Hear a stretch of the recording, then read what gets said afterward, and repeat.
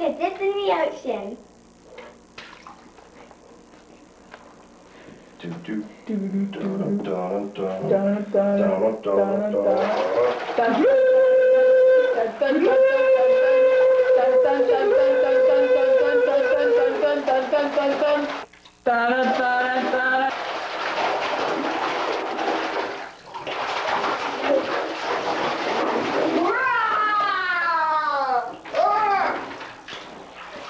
Mutual of Ohio's Wild Kingdom presents The Great White Shark.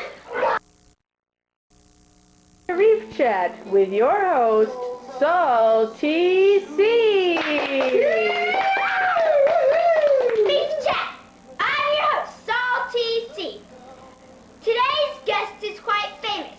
He has been the star of many movies, including the blockbuster hit of the 70s, Jaws. Please welcome that ferocious predator of the deep, the Great White Shark. Hey, kids!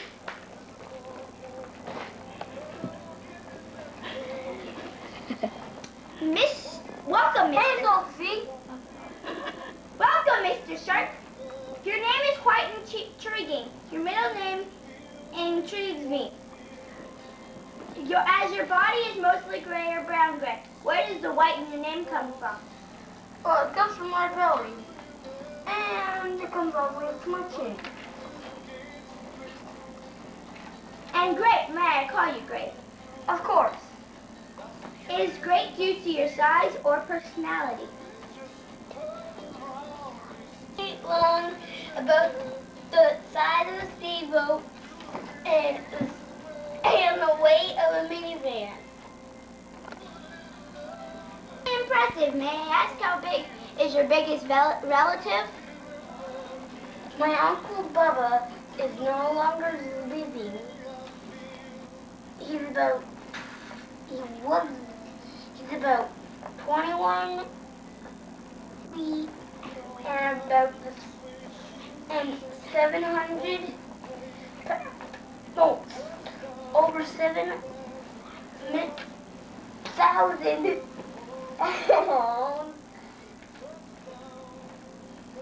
and about the size of 2 minivans. Endicott. We'll be right back after these messages.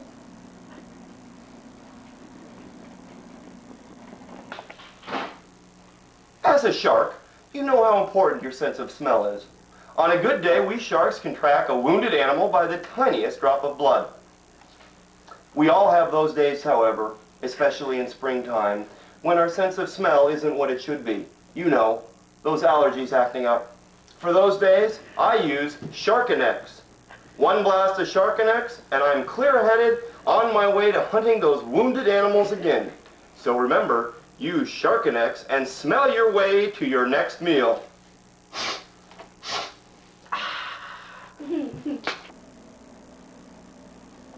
We're back and talking to the great white shark here today. That commercial brings up a good point.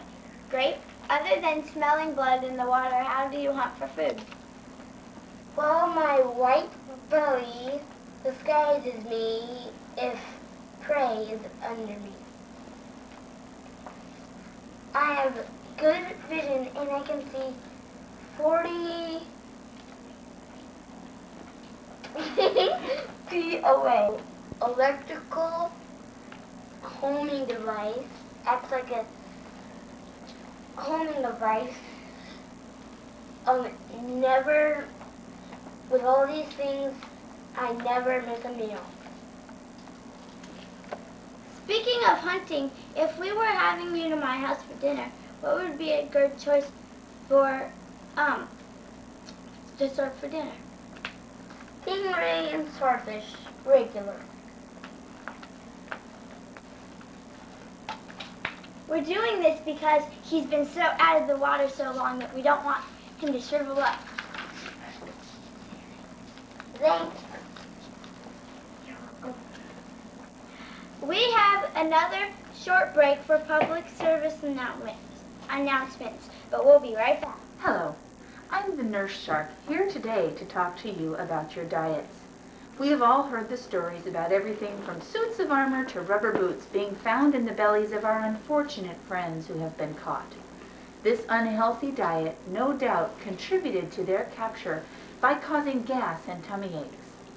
We all know we need to stay healthy, alert, and ready to swim to avoid our biggest predator, man. So be careful what you eat. Watch your diet so we won't be watching you on the docks being weighed and measured. Thank you. This has been a public service of Reef Chat. We're back to wrap up our interview with today's guest, the great white shark. Just a few more questions, Great. I know you have been traveling a lot lately, but where do you and your family members make your home? And over here. And way down here. And in those areas, who are your predators? Man and dolphins. Finally, Great, the question everybody wants to know. Are you truly a man-eater, or do you... A misunderstanding. You see, the way I hunt is to see my prey and only sneak up on it, swim really, really fast, and take a huge hunk out of it. Sometimes I make a mistake. I may think a human is a seal or another wounded fish. Good. Sometimes I am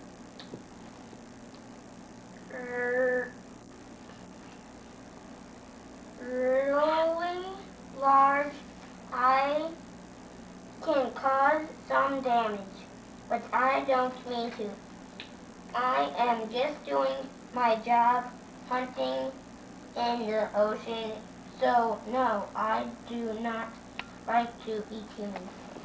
Thank you for joining us today, Mr. Shark, for an informative interview. You have answered many questions, and we appreciate you're taking the time to talk to us. And thank you for joining us. Tune in next week when we answer the question, the octopus. What do you do with all those hands? My shark report with Kyle Dunham.